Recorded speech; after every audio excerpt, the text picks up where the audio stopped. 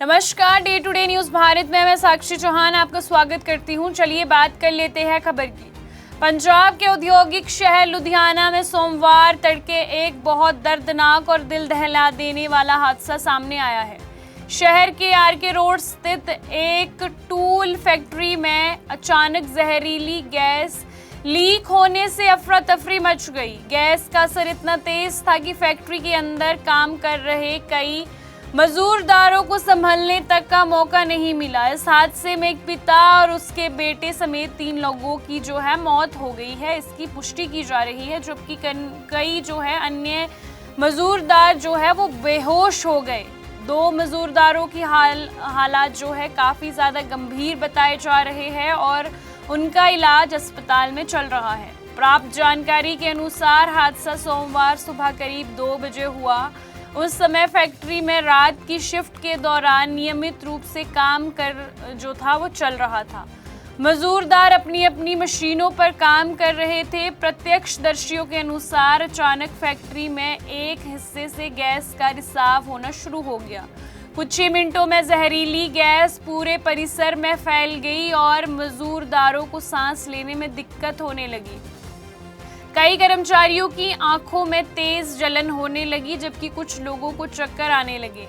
हालात इतने गंभीर हो गए कि कई मजदूरदारों को मौके पर ही बेहोश जो थे वो हो गए और जमीन पर गिर गए। फैक्ट्री के अंदर मौजूद कर्मचारियों ने किसी तरह बाहर निकलकर मदद के लिए शोर मचाया। इसके बाद स्थानीय लोग, पुलिस और प्रशासन को घटना की सूचना दी गई।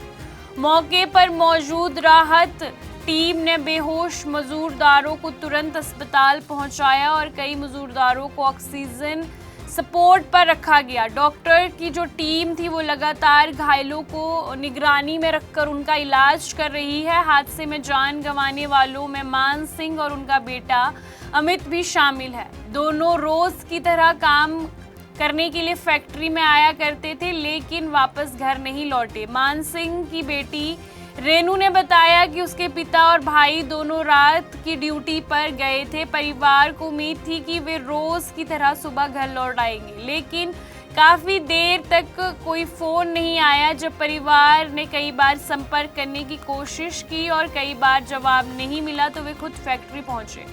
वहां उन्हें सही जानकारी नहीं दी गई। बाद में अस्पताल पहुंचने पर पता लगा कि उनके पिता और भाई की मौत हो चुकी है। रेनू ने बताया कि उसके परिवार को हादसे की सूचना समय पर नहीं दी गई। उन्होंने कहा कि अगर समय रहते जानकारी मिल जाती तो परिवार तुरंत अस्पताल पहुंच सकता था। रेनू ने बताया कि अमित शादीशुदा था और उसकी 1.5 साल की एक छोटी बेटी है। हादसे के बाद परिवार पूरी तरह टूट गया है और घर में बुजुर्ग मां, अमित की पत्नी और छोटी बच्ची का रो रो कर बुरा हाल है। मृतकों के परिजनों ने फैक्ट्री प्रबंध पर गंभीर सवाल उठाए हैं। उनका कहना है कि फैक्ट्री में सुरक्षा के पर्याप्त इंतजाम नहीं थे।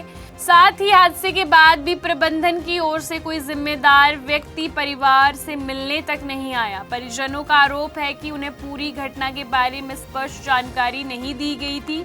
घटना की सूचना मिलते ही पुलिस प्रशासन और अन्य विभाग के अधिकारी मौके पर पहुंचे।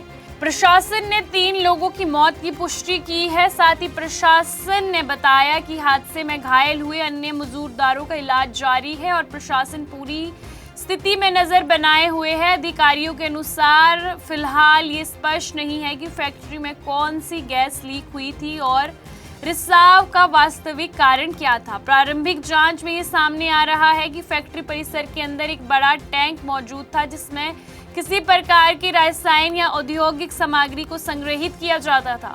आशंका जताई जा रही है कि इसी टैंक या इससे जुड़े सिस्टम में खराबी आने के कारण जहरीली गैस का रिसाव हुआ होगा। हालांकि इसकी आधिकारिक पुष्टि पूरी जांच के बाद ही पता चलेगी। हादसे की गंभीरता को देखते हुए पंजाब प्रदूषण नियंत्रण बोर्ड, नगर निगम, फायर विभाग और अन्य तकनीकी विशेषज्ञों की टीम मौके पर बुलाई गई और विशेषज्ञ फैक्ट्री के विभिन्न हिस्सों के नमूने एकत्र कर रहे हैं। गैस की प्रकृति, उसके स्रोत और रिसाव के कारणों की वैज्ञानिक जांच की जा रही है। इसके साथ ही फैक्ट्री में सुरक्षा मानकों का पालन किया गया था या नहीं, इसकी जांच भी की जा रही है। स्थानीय लोगों का कहना है कि औद्योगिक इकाइयों में सुरक्षा को लेकर अक्सर लापरवाही देखने को मिलती है। उनका आरोप है कि कई फैक्ट्रियों में खतरनाक रसायनों का उपयोग तो किया जाता है, लेकिन कर्मचारियों की सुरक्षा के लिए पर्याप्त इंतजाम नहीं होते।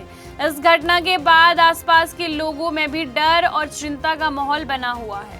वहीं पुलिस ने मामले की जांच करना शुरू कर दिया है और फैक्ट्री प्रबंध से जुड़े लोगों से पूछताछ की जा रही है। प्रशासन का कहना है कि यदि जांच में किसी भी प्रकार की लापरवाही सामने आती है तो जिम्मेदार व्यक्ति के खिलाफ सख्त से सख्त कानूनी कार्रवाई की जाएगी। वहीं मृतकों के परिजनों ने सरकार से आर्थिक सहायता और दोषियों के खिलाफ कड़ी कार्रवाई करने की मांग की है। आइए आपको सुनाते हैं इस पर पुलिस अधिकारी ने क्या कहा।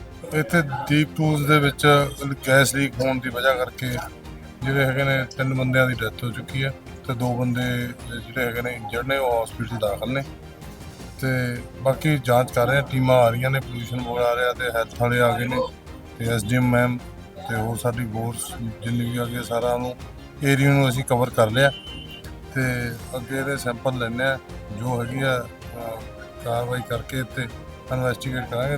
ਦੌਰਾਨੇ ਤਫਤੀਸ਼ ਜੋ ਆਊਗਾ ਉਹਨਾਂ ਤੱਥਾਂ ਦੇ ਆਧਾਰ ਤੇ ਅੱਗੇ ਜੋ ਕਾਰਵਾਈ। ਸਰ ਕਿੰਨੇ ਵਜੇ ਇੰਸੀਡੈਂਟ ਇਹ ਤਕਰੀਬਨ ਰਾਤ ਦਾ ਹੈਗਾ, ਅੱਧੀ ਕੁ ਰਾਤ ਦੇ 2:30 ਵਜੇ ਦੇ ਆਸ-ਪਾਸ ਦਾ।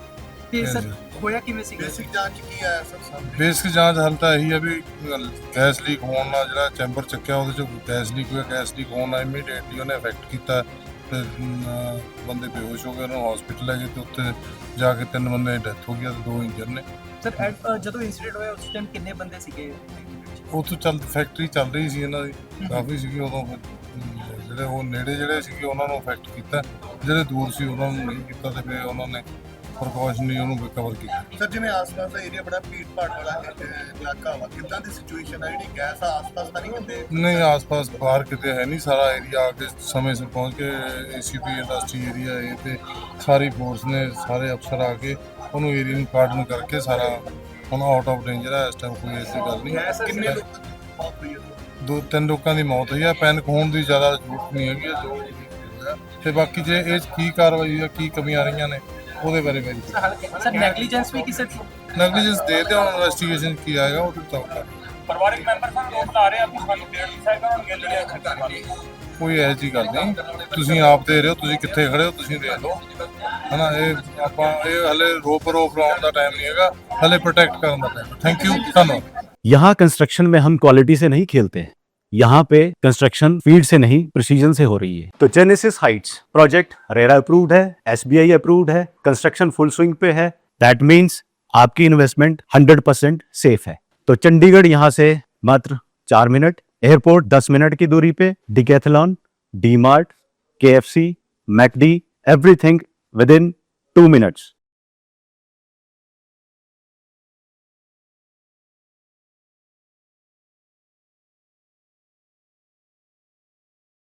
लुधियाना की यह हादसा एक बार फिर औद्योगिक इकाइयों में सुरक्षा मानकों की हकीकत को सामने लाया है। 3 लोगों की मौत और कई मजदूरों के गंभीर रूप से बीमार होने के बाद अब सभी की निगाहें जांच रिपोर्ट पर टिकी है। लोगों को उम्मीद है कि हादसे की निष्पक्ष जांच और भविष्य में ऐसी घटनाओं को रोकने के लिए ठोस कदम उठाए जाएंगे। आपको बता दें कि day to day news Bharat निष्पक्ष तरीके से पत्रकारिता करता है। हमारा कोई भी रिपोर्टर फील्ड में किसी से कोई उपहार या विज्ञापन स्वीकार नहीं करता और ना ही किसी को ब्लैकमेल करता। हम हमेशा दबे कुचले लोगों की आवाज़ बनते आए हैं और आगे भी बनेंगे। साथ ही हम लोकतंत्र के चौथे स्तंभ को मजबूत करने की कोशिश करेंगे। अभी के लिए फिलहाल इतना ही। देश दुनिया की तमाम खबरें जानने के लिए जुड़े रहिए day to day news Bharat के साथ। तब तक के लिए हमारे चैनल को लाइक, शेयर और सब्सक्राइब करना ना भूलें। नमस्कार।